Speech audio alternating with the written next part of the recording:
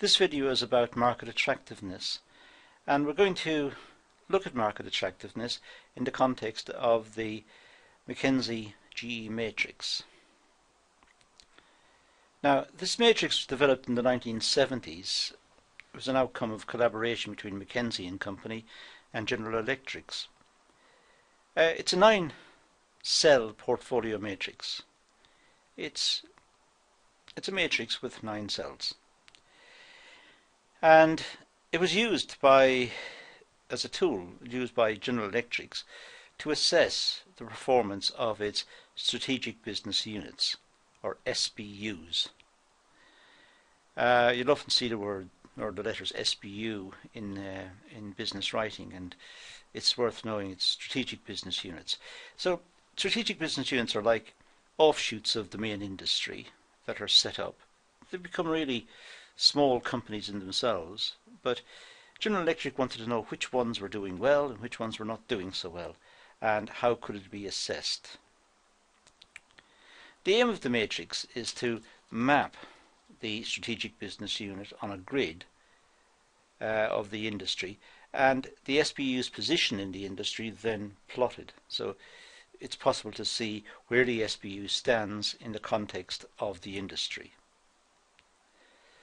So it'll be worth just looking at the 9-point grid now, and you'll see that, I'll just put the cursor onto the screen, you'll see on the vertical axis here, industry attractiveness. Well, we need to define that. We need to know what industry attractiveness means. We've got to have criteria by which we assess it. And likewise, on the horizontal axis, the strength of the business unit. Well, again, we need criteria to assess that. It's too vague as it stands, so we need to discuss what we mean by the strength of the business unit and also industry attractiveness. However, once we've done that, we get this 9-point grid.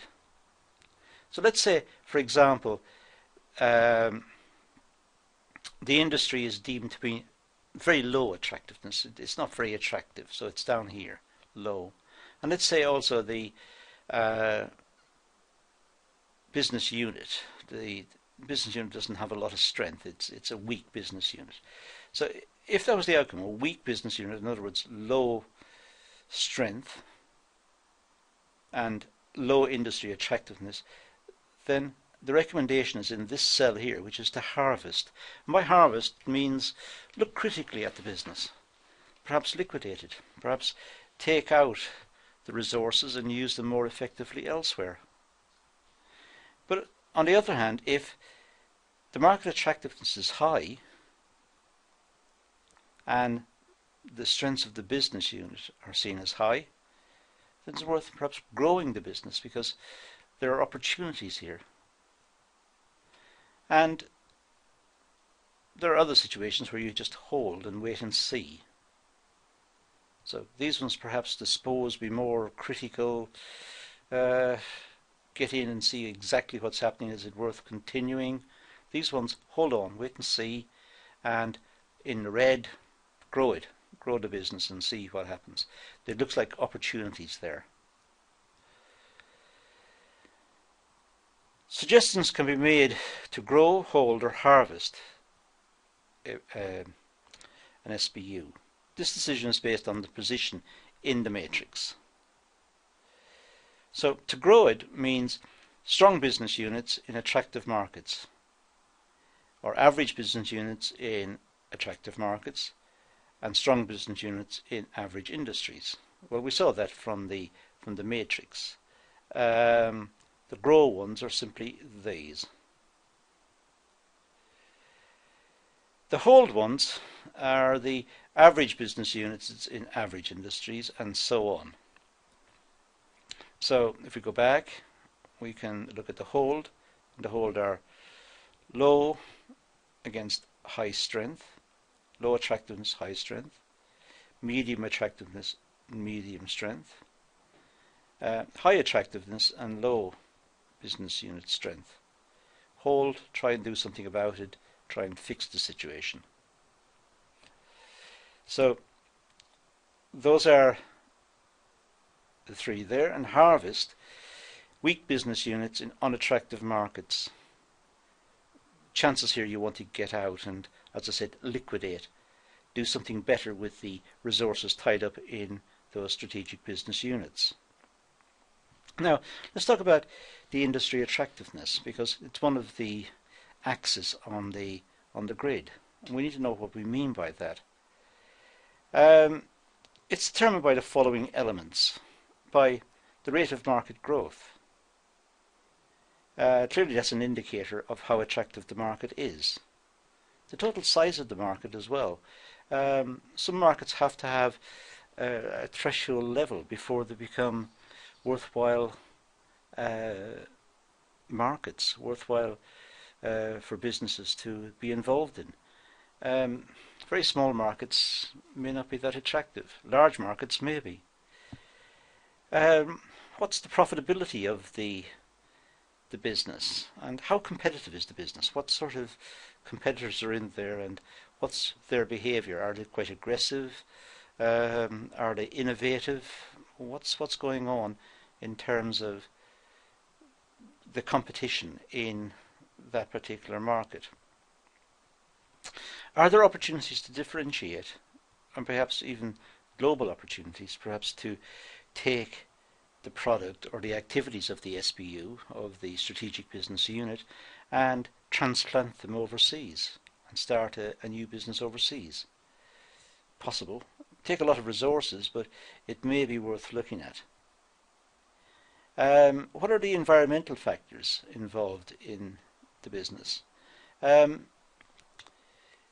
If the business is not very environmentally friendly, this could rub off on the parent company, who's been seen to operate, let's say, a dirty business, a business which is damaging the environment. But also environmental factors could mean, how does the government look on the business? Does the government look favourably upon this particular business? How does the community look upon it?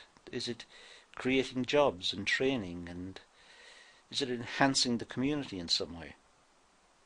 These could be also considered as environmental factors. They're environmental because they are outside of the business, but they're impacting on the business. Is it possible that the market is or could be segmented? It could be possible to identify a group within the total market and aim the product at them, and in that way perhaps get more monopoly position, because the segment is currently not being addressed. This might be a particular demographic factor, a certain age group perhaps, or a gender. One of the genders, females in this particular market, could be targeted more fully for this particular product, or for some product targeted at them. So are there segmentation opportunities? And what exactly is the distribution structure? How do you make this product and get it to market? Is it easy transportable, or is it big and difficult? What's the profitability in terms of movement? What's the logistical system? What's the network system? It may not be worth continuing. It might be too difficult to transport, ship, too difficult to ship or to move. It may be easy. There might be good road networks of good ports. It's difficult. So you need to look critically at what is there. Now let's look at the strategic business units. These are on the horizontal axis, and I said they ranged from weak, medium to strong. And what determines these? Well, certainly the growth within the market and the share of the market would be an important consideration. If the business is able to cope with a growing market, it sounds like it's got good strength. If it's unable to cope, then it sounds weak. What brand equity is there? What's the reputation of the business? the product it's making? Is it high quality or low quality? Is it respected? Would the brand be missed if it wasn't produced? Is it addressing a need amongst the customers? And does the business also have good access to distribution channels? Is it easy for the business to get its product to market? And how is it distributed? Through retailers, wholesalers? Are there good networks, road networks? What's the logistical system? What's the packaging costs? What exactly are the implications of making this product and getting it to the consumer?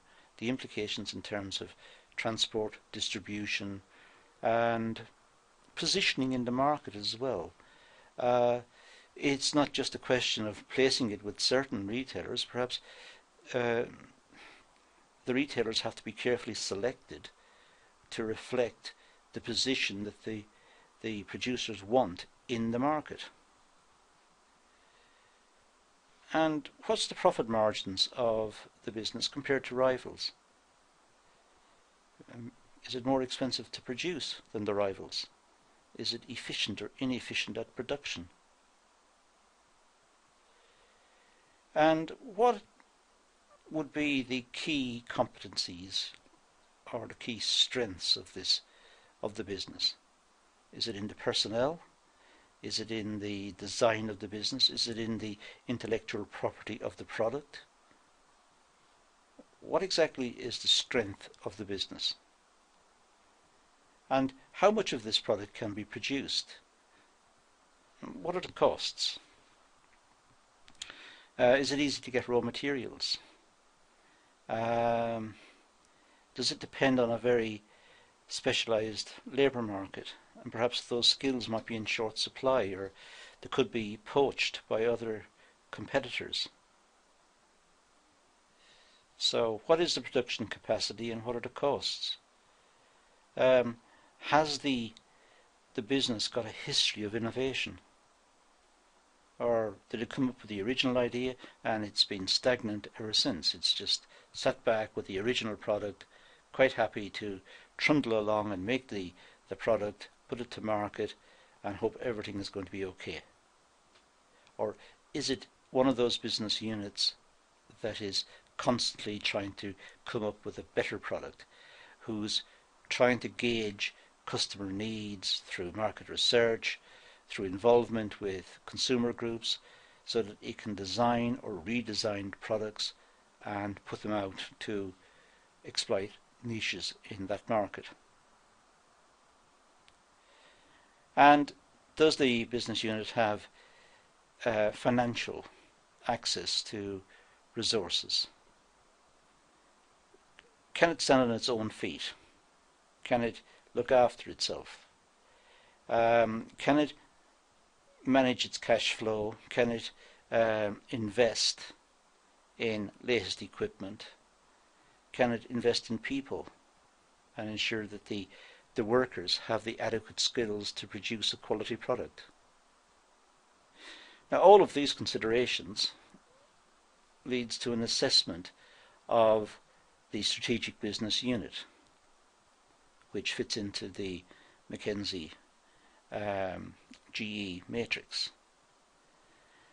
So now we've got some appreciation of what we're looking for along the axis in terms of market attractiveness on one axis and the strength of the business unit on the other axis. And we've had some insight into the type of variables that would be considered in making an assessment of the business in the context of those variables. So now we can gauge the attractiveness as high, medium, low, according to the variables we've discussed earlier. And the same here with the strategic business unit. We can decide whether it's weak, strong, medium, according to what we've got on the screen right now and our assessment, our overall assessment of those. It's not a precise science, but it is an indicator of the strengths and the weaknesses of the strategic business units. So that concludes this talk on market attractiveness and the assessment of market attractiveness, and relating it to strategic business units. This concludes our video, so thank you for watching.